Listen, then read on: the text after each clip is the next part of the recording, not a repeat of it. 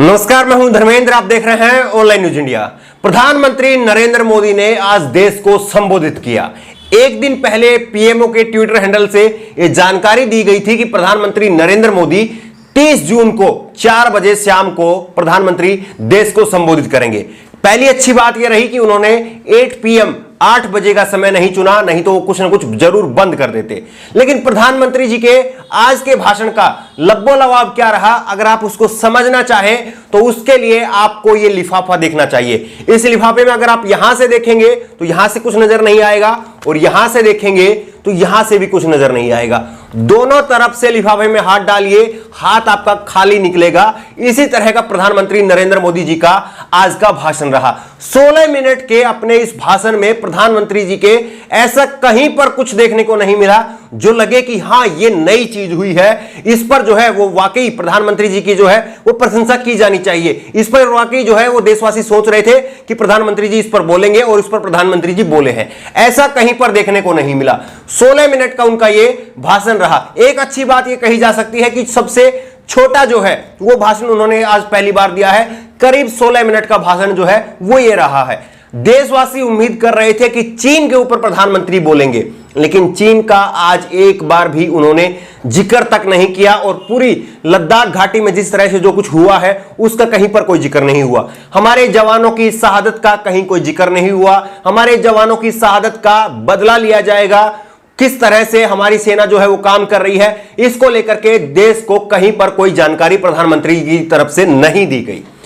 प्रधानमंत्री जी की तरफ से यह भी नहीं बोला गया कि जो डीजल पेट्रोल के दाम लगातार 23 दिनों से बढ़ रहे हैं, 23 दिन में 22 बार जो है वो डीजल पेट्रोल के दाम बढ़े हैं। ऐसे कोरोना महामारी के समय में 10 रुपए से ज्यादा जो है वो दाम बढ़े हैं और 70 साल के इतिहास में, या यूं कहें कि 73 साल के इतिहास में पहली बार डीजल पेट्रोल से महंगा हो गया है। इसका भी प्रधानमंत्री ने कहीं पर कोई जिक्र नहीं किया कि हम आपकी जेब से पैसा चुराने का काम कर रहे हैं। इसके लिए वो कहीं पर कोई माफी मांगे देशवासियों से, ऐसा भी कहीं पर देखने को नहीं मिला।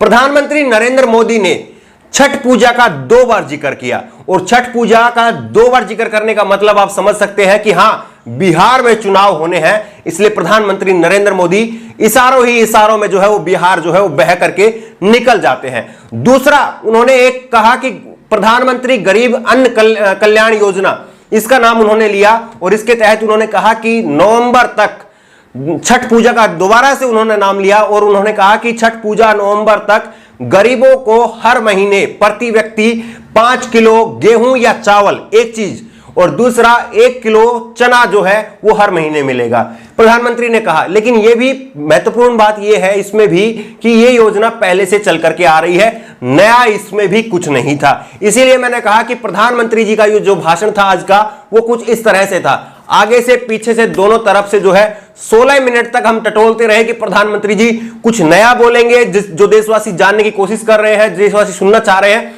उस पर कहीं पर कोई प्रधानमंत्री बात करेंगे, ऐसा बिल्कुल नहीं हुआ। प्रधानमंत्री नरेंद्र मोदी जी के भाषण में दूसरी बड़ी बात यह रही कि उन्होंने अब तमाम त्योहारों के जिक्र किया, लेकिन ईद जो कि 31 जुलाई को ही आने वाली है, ईद का जिक्र जो है वो प्रधानमंत्री नरेंद्र मोदी जी ने नहीं किया।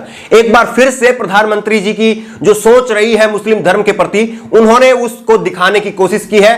बहरहाल उनसे सवाल पूछा जाना चाहिए कि एक एक करके प्रधानमंत्री जी ने हर धर्म का जो है वो जिक्र किया है। आप एक बार सुनिए कि प्रधानमंत्री जी ने किस तरह से बिल्कुल शांति के साथ में हर धर्म का जिक्र किया है, तो फिर उसमें ईद को क्यों अलग से जो है वो निकाल दिया गया, यह सवाल प्रधानमंत्री जी से पूछा जाना चाहिए। एक बार सुनिए उन्होंने धर्म को लेकर के और त्योहारों को लेकर के क्या कहा। बात को देख करके बखूबी अंदाजा लगा सकते हैं कि एक सोची समझी रणनीति के तहत शायद ईद को नहीं बोला गया है, क्योंकि बिहार में चुनाव के लिए ध्रुवीकरण अभी से शुरुआत कर दी गई है। ऐसा लगता है अगर प्रधानमंत्री जी के भाषण को गौर से अगर हम देखें और बिहार के चुनाव के साथ में उसको जोड़ करके देखें तो यही साफ तौर पर समझ में आ रहा है कि ईद का जिक्र ना करके प्रधानमंत्री नरेंद्र मोदी जी ने बिहार चुनाव के लिए अभी से ध्रुवीकरण की शुरुआत कर दी है। मुसलमान हिंदुओं को जो है वो बांटने की शुरुआत कर दी है और हिंदुओं के वोट को एकजुट करने की कोशिश प्रधानमंत्री जी के इस भाषण से दिखाई देती है कि साफ तौर पर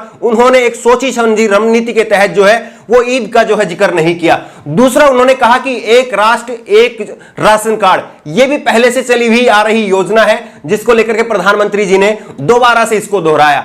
कहीं पर भी उनके भाषण में 16 मिनट के उनके भाषण में कहीं पर कोई नई चीज, कोई नई घोषणा नहीं देखने को मिली। यहां तक कि जो 20 लाख करोड़ रुपए की जो पहले उन्होंने घोषणा की थी, उसका भी अभी तक क्या कुछ खर्चा हुआ है, कहां पर खर्चा जा रहा है, कितना परसेंटेज पैसा जो है वो खर्च किया जा चुका है, इसका भी कहीं पर कोई ब्यौरा नहीं मिला। अब और यहां तक उन्होंने नाम तक भी नहीं लिया 20 लाख करोड़ रुपए का। जिस 20 लाख करोड़ रुपए को वो सबसे बड़ा अपना आर्थिक पैकेज बता रहे थे, उसका उन्होंने जिक्र तक नहीं किया। दूसरा, जिस तरह से अर्थव्यवस्था जो है वो गिर रही है, जिस तरह से लगातार बेरोजगारी बढ़ रही है, नौकरियां जा रही है कोरोना महामारी के समय में, ऐसे में उन नौकरियों को रोकने के लिए, नौकरियों को बचाने के लिए, लोगों को बेरोजगार होने से बचाने के लिए प्रधानमंत्री जी किस रणनीति के तहत काम कर रहे हैं, इसका भी कहीं पर कोई जिक्र देखने को नहीं मिला। सीधी बात है, ना चीन के मुद्दे पर बोला, ना सादत के मुद्दे पर बोला, ना बेरोजगारी के मुद्दे पर बोला, ना डीजल पेट्रोल के मुद्दे पर बोला, ना कोरोना महामारी में किस तरह से हम निपटेंगे, क्योंकि अब तीसरे नंबर की तरफ हम बढ़ने जा रहे हैं। अभी तक हम चौथे नंबर पर हैं और अब तीसरे नंबर की तरफ हम बढ़ रहे हैं। प्रधानमंत्री जी ने लेकिन कहीं पर भी आंकड़े पेश नहीं किए कि हम कितने वेंटिलेटर जो है वो तैयार कर चुके हैं, कितने जो है हॉस्पिटल्स में बेड जो है वो तैयार कर चुके हैं। आंकड़ों की अगर बात करें तो प्रधानमंत्री जी ने अपने 16 मिनट के भाषण में एक भी आंकड़ा नहीं दिया, सिवाय उसके कि जो गरीब कल्याण, प्रधानमंत्री गरीब कल्याण अन्न योजना, वो भी पहले की योजना है। इसके अलावा उन्होंने कहीं पर भी कोई भी नया आंकड़ा, कोई भी नई योजना अपने इस पूरे भाषण के दौरान नहीं कही।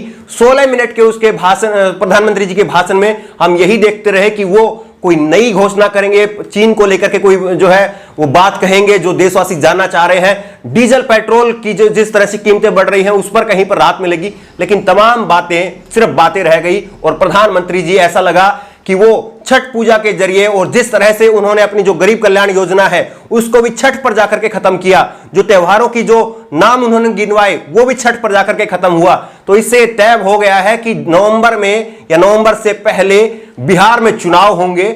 और छठ पूजा का जिस तरह से जिक्र किया जा रहा है और जिस तरह से ईद का जो है वो जिक्र नहीं हुआ है, तो ध्रुवीकरण जो है वो पूरी तरह से ध्रुवीकरण की राजनीति के तहत ही जो है वो बिहार की राजनीति अब चलेगी, बिहार में चुनाव लड़े जाएंगे, ये साफ तौर पर दिख रहा है। सबसे बड़ा सवाल यही है कि क्या सिर्फ और सिर्फ प्रधानमंत्री नरेंद्र मोदी जी बिहार को लेकर के ये आज का उनका संबोधन जो है वो करने आए थे, या सिर्फ जो पहले की जो योजना चल रही थी उसको आगे बढ़ाने के लिए आए थे, क्योंकि उन्होंने एक भी ऐसे नई बात नहीं कही जो कि देशवासी जानना चाह रहे थे।